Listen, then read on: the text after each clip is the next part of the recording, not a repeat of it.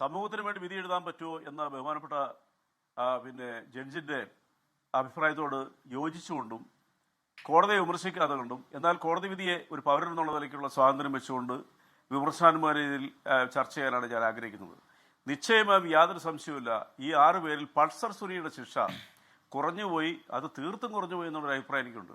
Pulsar Suni എന്ന് പറയുന്നയാളൊരു bone ക്രിമിനലാണ്. അയാൾ ബലാത്സംഗമോ സ്ത്രീവേട്ടയിൽ മാത്രമല്ല, അയാളൊരു മോഷ്ടാവ് കൂടിയാണ്. ഏതാണ്ട് 12-13 കേസിലെ പ്രതിയാണ് അയാൾ ചുരുങ്ങിയ കാലങ്ങൾ ജയിലിൽ കിടന്നിട്ടുണ്ട്. ഇന്ത്യ എന്ന് പറയുന്ന മഹാരാജ്യം ഇതുവരെ കേൾക്കാത്ത രീതിയിലുള്ള ഒരു കൊട്ടേഷൻ റേപ്പ് നടത്തിയ ഒരു വ്യക്തിയാണ് അയാൾക്ക് കൊടുത്ത ശിക്ഷ കുറഞ്ഞു പോയെന്നുള്ള കാര്യത്തിൽ യാതൊരു സംശയവുമില്ല. അതുമാത്രമല്ല, ഇപ്പം കേരളത്തിനെ സംബന്ധിച്ചോളം, പ്രത്യേകിച്ച് ഇന്ത്യയെ സംബന്ധിച്ചോളം, ഈ കഴിഞ്ഞ കുറേ നാളുകളായിട്ട് റേപ്പിസ്റ്റുകളും സ്ത്രീവേട്ടക്കാർക്കും സ്വതന്ത്രമായിട്ട് ഈ നാട്ടിലൂടെ വലസാൻ പറ്റുന്ന ഒരു സാഹചര്യം നമ്മുടെ നിയമത്തിൻ്റെ ദൗർബല്യതയിൽ നമ്മൾ തെളിഞ്ഞു കാണുന്നുണ്ട്.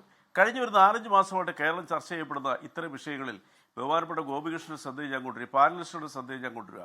ഇപ്പോൾ പൾസർ സുനി ഉൾപ്പെടെയുള്ളവർ അതിജീവിതയോട് കാണിച്ച ഞാൻ പറഞ്ഞല്ലോ, ഒരിക്കലും ചിന്തിക്കാൻ പോലും പറ്റാത്ത രീതിയിലുള്ള കൊടും ക്രൂരത, അതിനേക്കാളും ക്രൂരത ചെയ്തു എന്ന് നമ്മുടെ മുമ്പിൽ തെളിവ് സഹിതം പെൺകുട്ടികൾ 2 പെൺകുട്ടികൾ മുഖ്യമന്ത്രിക്കും കോടതിക്കല്ല മുഖ്യമന്ത്രിക്ക് പരാതി കൊടുക്കുകയും DGPക്ക് പരാതി കൊടുക്കുകയും മൊഴി കൊടുക്കുകയും ചെയ്തിട്ടും നമ്മുടെ നാട്ടിൽ ഉന്നത ശ്രേണിയിൽ വിലസുന്ന ജനങ്ങളുടെ പ്രതിനിധിയായിട്ടുള്ളവർ ഇവിടെ സ്വതന്ത്രമായിട്ട് നടന്നുകൊണ്ടിരിക്കുക.